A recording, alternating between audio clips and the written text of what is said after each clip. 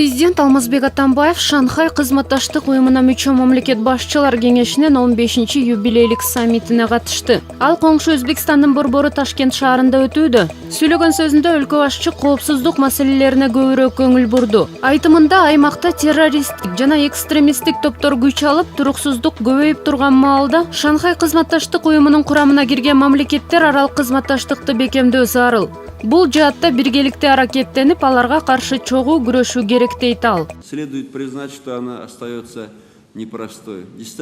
Учурда дүйнөдө коопсуздук боюнча абал оңой эмес. Ислам мамлекети тобу сыяктуу террордук уюмдар жарандарыбызды өз катарына тартууга далалат кылып жатат. Муну мен террористтерди даярдоо катары гана кабыл албайм. Бул экстремизм идеологиясын жайылтуу болуп да саналат. Ошол үчүн биздин алдыбызга аны жок кылуу көйгөйү келип чыгууда. Ошондой эле биз аймактагы коңшулардын көргөн күндөрүн көрүп жатабыз. Андыктан тынч жана стабилдүү Афганистанды курууга кызыктарбыз. Бул үчүн Шанхай кызматташтык уюму аталган өлкөдөгү кырдаалды жөнгө салуу боюнча чараларды иштеп чыгууга активдүү катышууга тийиш. Буга кошумча чек ара коопсуздугун чыңдообуз кажет. Менимче бул жааттагы маселелер тынчтык жолу менен чечилиши керек.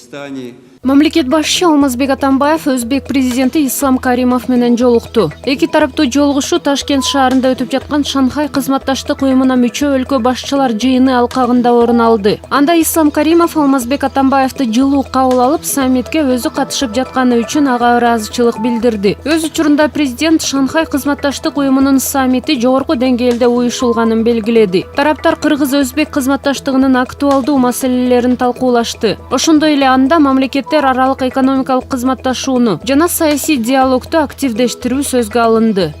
Улуттук коопсуздук боюнча мамлекеттик комитети эл аралык террористтик уюмдун мүчөсү 21 жаштагы Кыргызстандын жаранын кармады. 20-июнда кармалган адам атайын диверсиялык террористтик даярдыктардан өткөн жана террористтик уюмдардын курамында Сириядагы өкмөттүк күчтөргө каршы согушка катышкан. Ал өлкөдө террористтик акцияларды даярдоо жана өткөрүү максатында Кыргызстанга кирүүгө аракет жасаган деп айтылат маалыматта. Азыркы маалда УКМКнын тергөө органдары экстремисттик террористтик уюмдардын ишмердүүлүгүн табуу, тыюу салуу жана алдын алуу боюнча иш чараларын улантууда.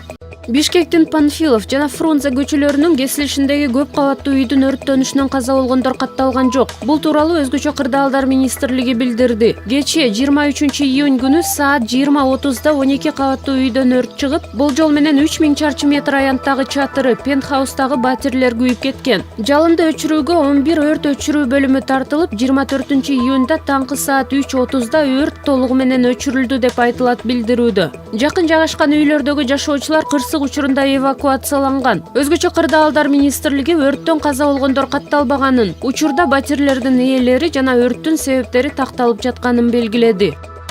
Бишкектин бир катар көчөлөрүндө газ берүү токтотулаары тууралуу Газпром Кыргызстан ишканасы билдирди. Маалыматка караганда 28-29 аралыгында Лермонтов, Восточная көчөлөрүндө жана Победа менен Ленин проспектилеринде көгүлтүр от токтотулат. Ал эми 29-июндан 1-июлга чейин Жибек жолу, Баялинов, Орозбеков жана Тоголок Молдо көчөлөрүндө газ берилбейт. Ишкана мындай аракет газ куурларындагы оңдоо иштерине байланыштуу экенин белгиледи.